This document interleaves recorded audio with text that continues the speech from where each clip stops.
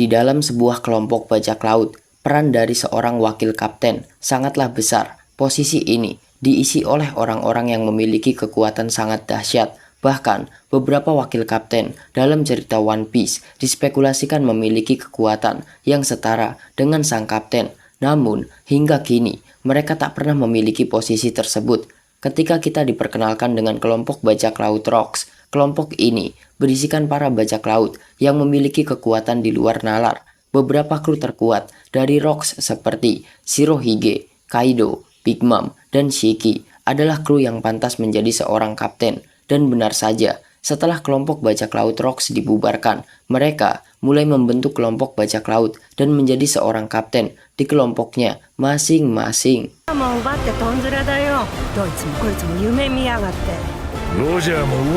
Sejauh cerita One Piece yang sudah berjalan, ada beberapa nama yang pantas menjadi seorang kapten.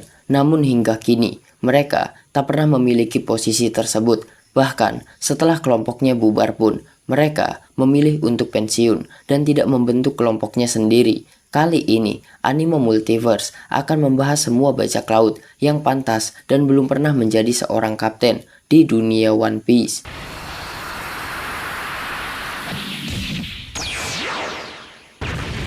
Yang pertama, ada Kuzan. Kuzan, atau yang lebih dikenal sebagai Aokiji, merupakan salah satu karakter terkuat dalam ceritanya. Dia adalah mantan admiral dan mantan calon fleet admiral angkatan laut. Kuzan memiliki kekuatan dari buah iblis Hie no Mi, dan dia juga mampu memaksimalkan kekuatan buah iblisnya. Selain itu, kekuatan ini juga merupakan kekuatan yang memiliki efek destruktif yang sangat besar.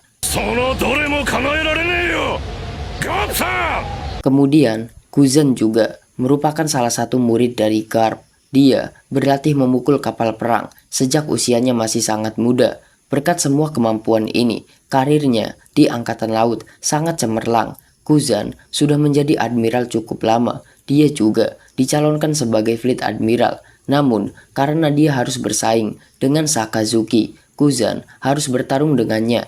Dan setelah pertarungan ini, Kuzan memutuskan untuk keluar dari angkatan laut.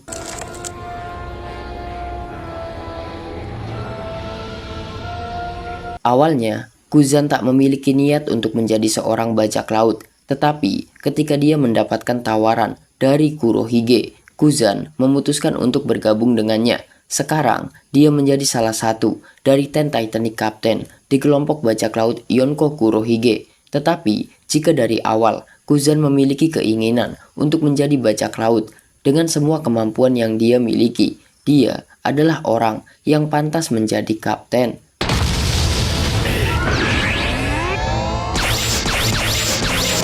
Kemudian yang selanjutnya, Silvers Rayleigh, tangan kanan dari sang raja bajak laut, sekaligus orang yang memiliki julukan sebagai Raja Kegelapan ini, merupakan bajak laut legendaris yang masih hidup.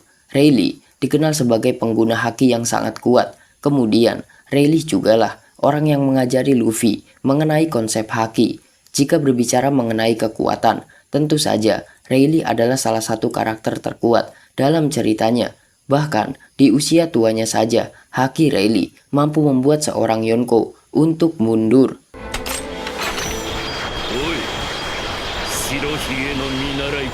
Setelah kelompok bajak laut Roger dibubarkan, Rayleigh memutuskan untuk pensiun. Jika saja dia memutuskan untuk membentuk kelompoknya sendiri, Rayleigh akan menjadi salah satu kapten yang bisa menduduki posisi Yonko. Dari segi kekuatan dan semua kemampuan yang dia miliki, Rayleigh sangat pantas menjadi seorang kapten, tetapi sayangnya dia memutuskan pensiun dan hanya menunggu anak yang ditunggu Roger muncul.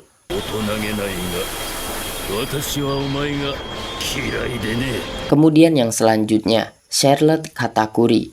Katakuri merupakan orang kedua terkuat di kelompok bajak laut Big Mom. Dia pertama kali diperkenalkan di Arc Whole Cake Island. Pada saat itu, Katakuri diceritakan belum pernah kalah dalam sebuah pertarungan, tetapi rekor ini berhasil dihancurkan oleh Luffy. Katakuri memiliki kekuatan buah iblis, Mochi Mochi no Mi. Dia juga sudah bisa membangkitkan kekuatan buah iblisnya. Selain itu, dia juga mampu menguasai semua jenis haki, terutama Kenbun Haki. Katakuri sudah berada di level advance.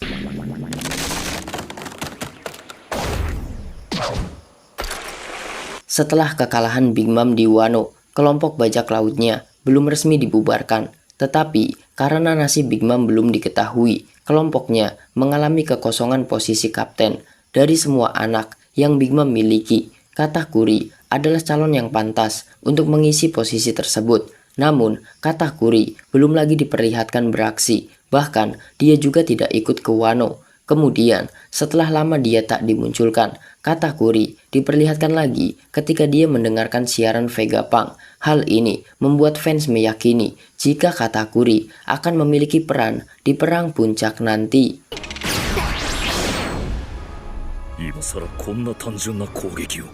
Kemudian yang selanjutnya, Dracul Mihawk. Untuk karakter yang satu ini, tentu saja semua akan setuju jika Mihawk pantas menjadi seorang kapten. Namun, dari awal karirnya sebagai bajak laut, Mihawk tak pernah memiliki kru. Dia selalu berlayar sendirian dengan perahu kecilnya. Jika kita berbicara tentang kekuatan, Mihawk adalah salah satu karakter terkuat di One Piece. Dia merupakan orang yang mampu mengimbangi kekuatan dari Shanks. Bahkan, pertarungan mereka berdua sampai terdengar di seluruh Grand Line.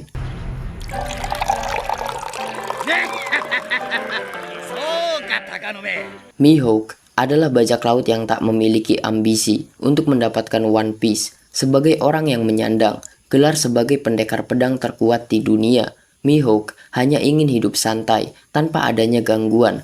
Namun, setelah sistem Shichibukai dibubarkan, dia bergabung dengan Cross Guild, dan dalam kelompok ini, Mihawk dianggap menjadi bawahan dari Yonko Bagi. Jika kita membandingkan kekuatan dari semua anggota Cross Guild, Mihawk adalah orang yang pantas menjadi seorang pemimpin. Namun, dia tak memperdulikan hal tersebut. Bahkan, Mihawk sendiri menyetujui jika Bagi dijadikan sebagai pemimpin atau kapten dari Cross Guild.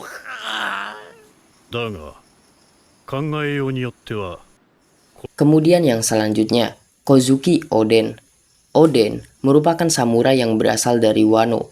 Dia adalah pewaris shogun yang sah. Namun, karena Oden memiliki keinginan untuk berlayar ke lautan, dia tak pernah menjadi shogun. Oden adalah karakter yang memiliki nasib yang sangat unik. Dia pertama kali berlayar di kapal Shirohige. Bahkan, Oden juga menjadi salah satu komandan divisi di kelompok tersebut. Beberapa tahun kemudian, dia juga ikut berlayar dengan Roger ke Laftel.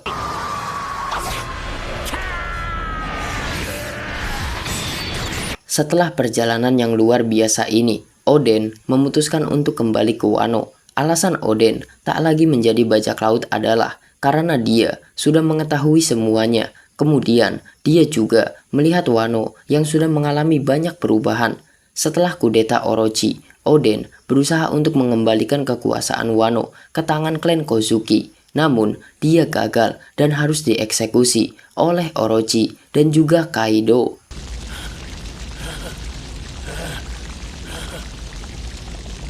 Jika saja Oden masih berlayar di lautan, dia bisa membentuk kelompoknya sendiri. Oden adalah karakter yang sangat kuat. Dia merupakan pendekar pedang dan pengguna ketiga jenis haki. Selain itu, Oden juga memiliki jiwa kepemimpinan yang sangat besar. Jika saja Oden membentuk kelompok bajak lautnya sendiri, dia akan menjadi kapten yang sangat luar biasa.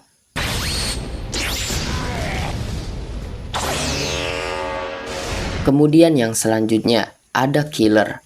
Killer merupakan wakil kapten dari kelompok bajak laut Kid. Dia juga termasuk dalam Supernova dan Worst Generation.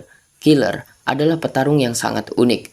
Dia menggunakan Kikoku sebagai senjata untuk bertarung. Walaupun kita jarang diperlihatkan aksinya, namun ketika Killer ikut bertarung di perang Onigashima, dia adalah karakter yang sangat kuat. Killer ikut melawan Kaido dan Big Mom. Kemudian dia juga berhasil mengalahkan Basil Hawkins.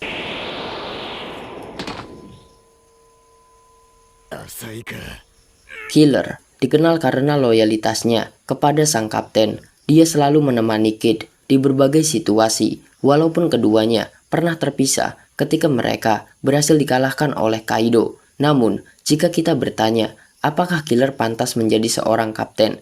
Tentu saja, jawabannya adalah sangat pantas. Dengan semua kemampuan dan reputasi yang dia miliki, Killer akan menjadi kapten yang sangat luar biasa dan kelompoknya akan menjadi ancaman besar bagi dunia.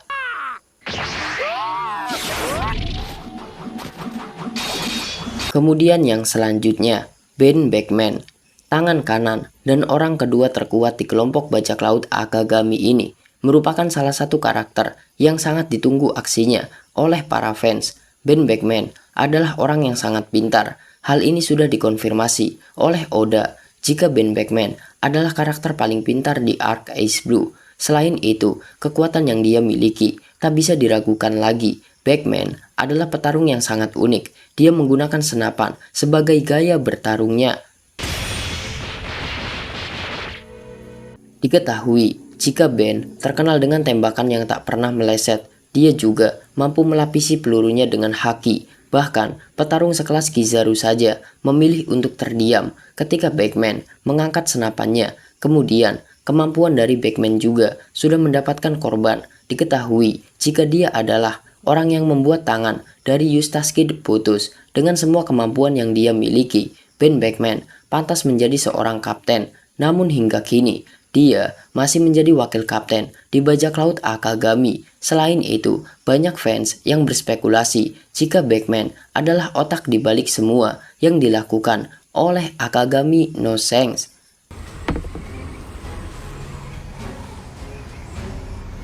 Kemudian karakter yang selanjutnya, Vinsmoke Sanji.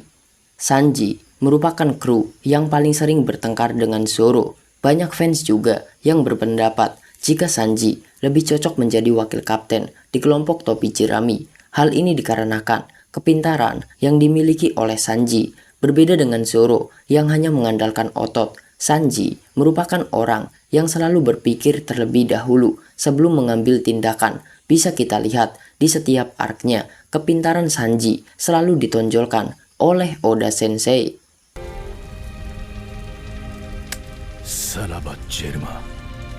Selain hal tersebut, Sanji juga merupakan salah satu petarung terkuat dari bajak laut topi jerami. Dia merupakan salah satu sayap dari calon sang raja bajak laut. Sanji seringkali diberi kepercayaan oleh Luffy untuk memimpin setengah kelompok bajak laut topi jerami ketika mereka harus menjalankan misi yang terpisah seperti di arc Zou, Whole Cake Island, dan Wano. Hal ini merupakan bukti jika jiwa kepemimpinan Sanji tak perlu diremehkan lagi.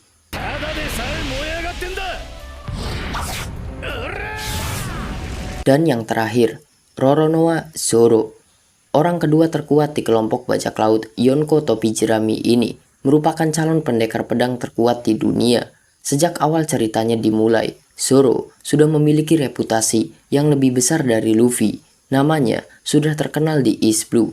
Dia dikenal sebagai pemburu hadiah yang ditakuti oleh para bajak laut di sana. Bahkan di awal perjalanannya bersama Luffy, beberapa musuh yang mereka hadapi lebih mewaspadai Zoro.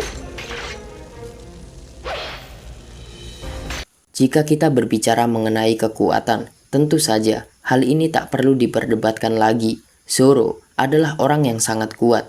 Dia juga sama seperti Killer, Supernova, yang bukan seorang kapten. Dan dalam cerita yang terus berjalan ini, Zoro selalu menghadapi musuh yang memiliki kekuatan di atasnya. Tetapi setelah House Hoku hakinya bangkit, kekuatan Zoro sudah berada di level yang sangat tinggi.